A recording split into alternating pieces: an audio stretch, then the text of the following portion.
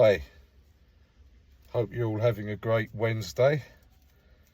I was gonna do a video today, just kind of talk through my day, as I did. Somebody asked me a while back to talk them through a typical day in prison, which I did. I was going to do that today for a typical day for an ex-con 7 months after release. But actually something has just popped up on my phone that I want to talk about. That's the parole board decision for John Venables, one of the children who tortured and killed James Bulger back in 1993. It's one of those cases we all remember very well. You get them every now and then. The whole country was gripped by it. It's a bit like the Holly Wells and Jessica Chapman Soham murders back in 2002. Yeah, so I've followed this case like probably so many others, and I've followed the case after they were imprisoned. I wanted to find out what was going on with them.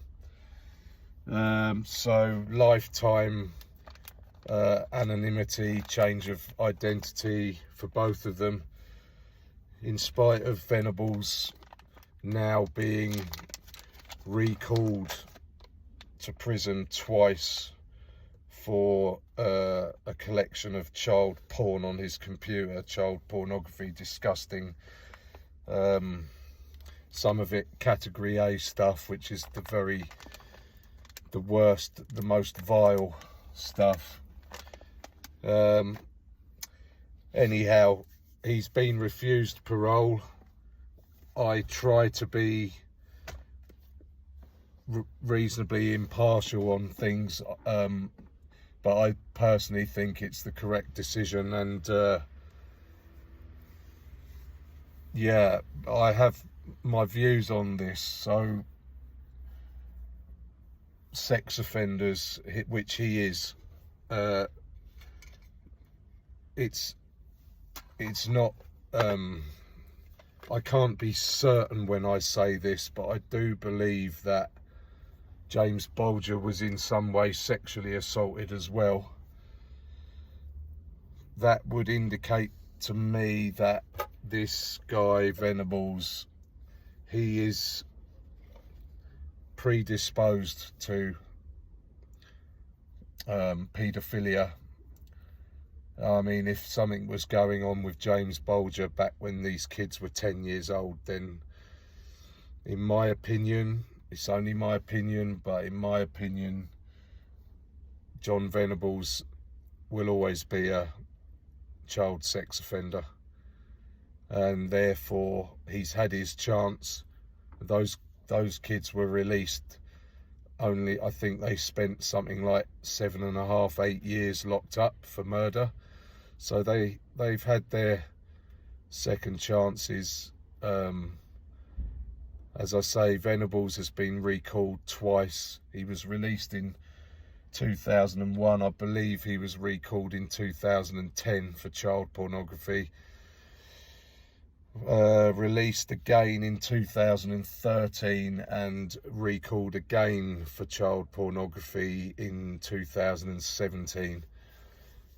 It's difficult to find an argument for ever releasing this fella, in my opinion. No one fully understands the kind of evolutionary science of a sex offender, but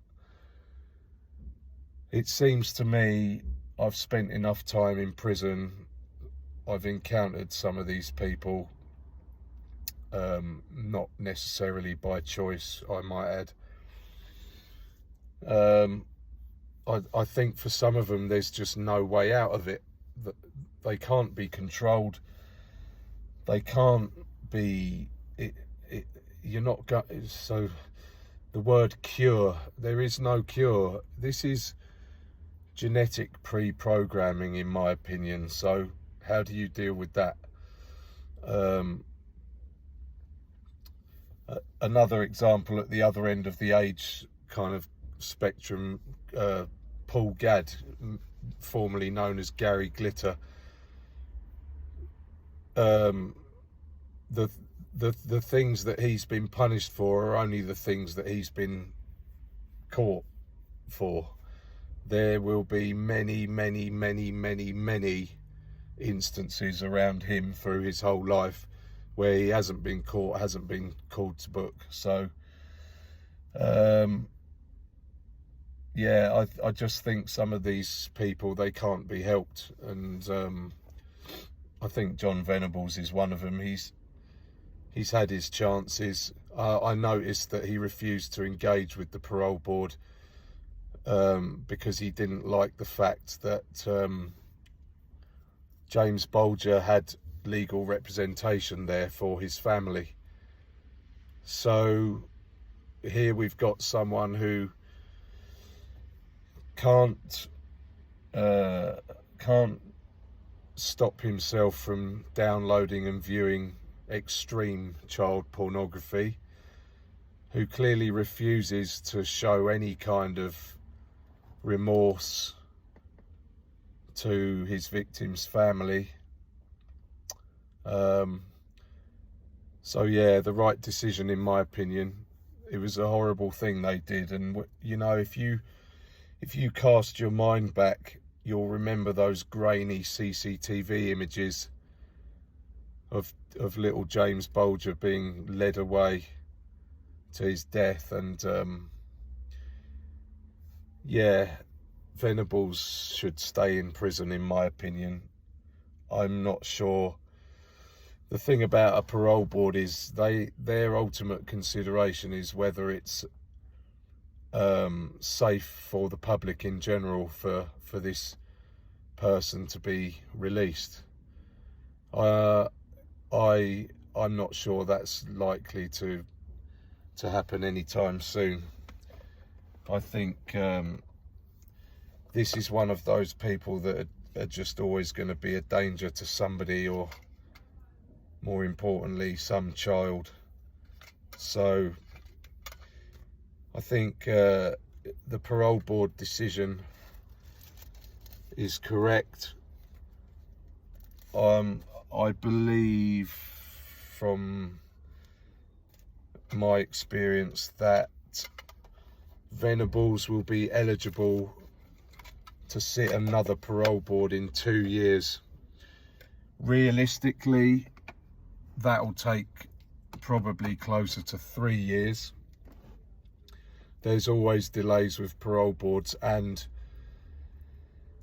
in this case there will be more delays because this guy doesn't necessarily engage, so reports take longer to write because they're more detailed, and obviously it's a high profile prisoner, so they have to make sure they cross all their T's and dot all their I's as well.